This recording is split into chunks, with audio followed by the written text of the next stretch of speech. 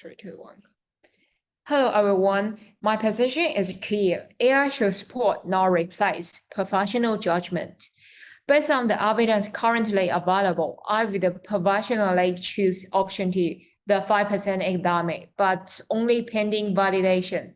The issue is not whether humans are better than AI. The problem is that the AI's 15% endemic is currently a black box result.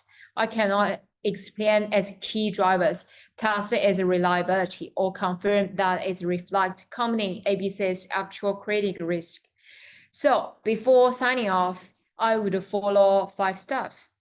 My 5 steps are challenge the gap, validate data, test the AI model, apply IFRS 9 and relevant evidence, and finally, apply ethical duties before designing.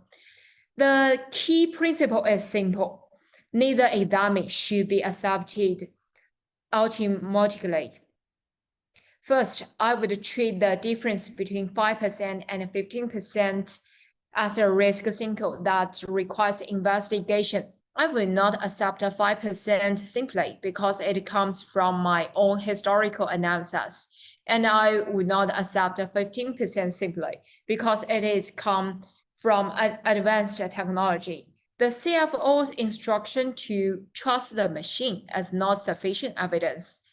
ISBA's technology guidance highlights the risk of excessive reliance on technology and automation barriers. So I would question, investigate, and verify both endemics before relying on either one. Second, I would test the information behind both endemics. For the AI endemic, I would verify whether the input data is complete, accurate, relevant, and current. I would reconcile key information to the accounting records and review receivable aging, overdue balance, recent write-offs, paying behaviors, and changes in customer credit quality. I will also challenge the historical barriers of the 5% endemic. If customer mix, payment partners, or economic conditions have changed, historical experience may no longer be representative. The quality of the evidence matters more than whether the endemic came from a human or an algorithm. Third, I would assess whether the AI model has earned enough reliance. I would ask 4 questions. Has it been independently validated?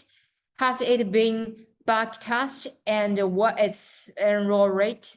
Has performance remained stable over time? And can relevant specialists explain the main factors driving the 15% results? The NIST AI risk management framework emphasizes that trustworthy AI should be valid, testable, and sufficiently explainable. A black box is not automatically wrong, but if I cannot understand or test the model sufficiently, my ability to rely on it is limited. As the senior accountant, responsibility for the endemic remains with me, not the algorithm.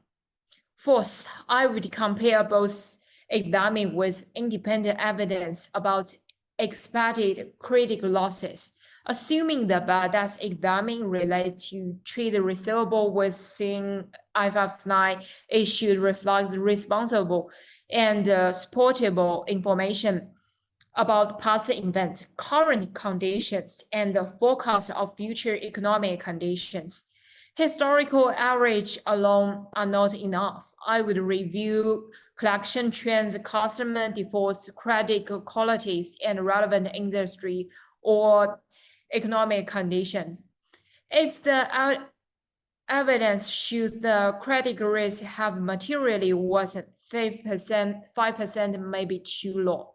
If the same evidence also supports the AI's 15% prediction, then the case for 15% becomes stronger. I will also apply the IFRS conceptual frameworks when assessing whether the AI output is the decision useful. The AI results may be relevant because it could identify emerging risk that historical analysis misses. However, its black box natural weakens verifiability and understandability. If I cannot explain important inputs, assumptions, or drivers, it becomes harder to judge whether the 15% endemic forcefully represent the underlying economic risk. So I would not reject AI because it's complex. Complexity is not problem. Unsupported reliances. Finally, I would apply the ISBA code before signing off. Integrity means I should not approve an examine that I cannot support with sufficient evidence.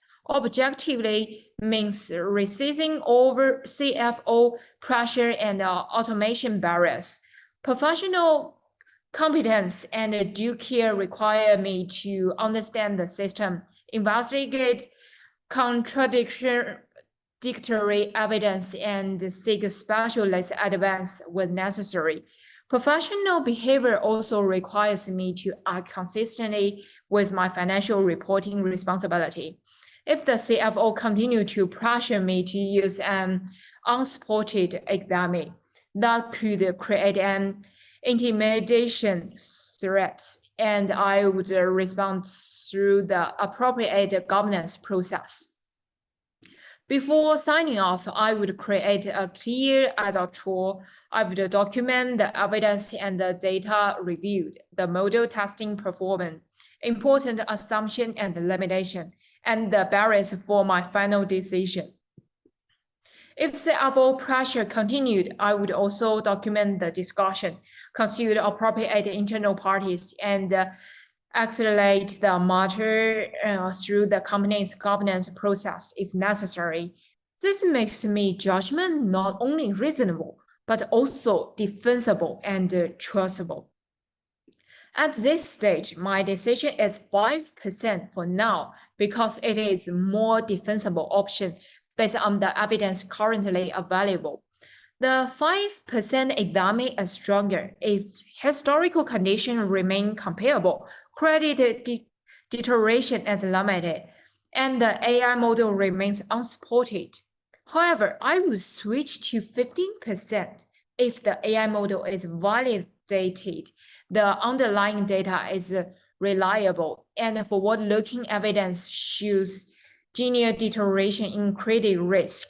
So this is not a permanent commitment to 5%. The choice should change when the evidence changes.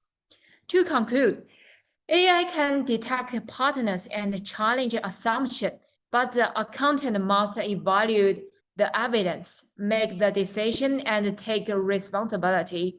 I would therefore use the AI's 15% prediction as an important warning signal rather than an answer to accept automatically. My current choice is 5% unless sufficient evidence supports 15%.